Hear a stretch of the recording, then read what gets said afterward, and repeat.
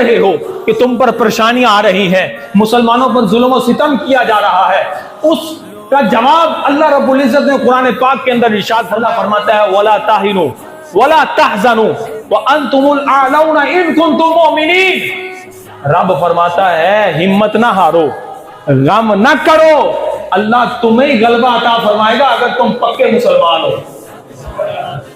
اگر تم پکے مسلمان ہو رب تمہیں غلبہ دے گا۔ صحابہ کرام کا ایمان بڑا پکا تھا، اپنا گھر بار چھوڑ کر، جانے ہتھیلی پر رکھ کر شجر اسلام کی آبیاری کے لیے میدان بدر میں اتر گئے تھے۔ اب ہماری حالت کیا ہے ایمان کی؟ بڑی نازک صورتحال ہے۔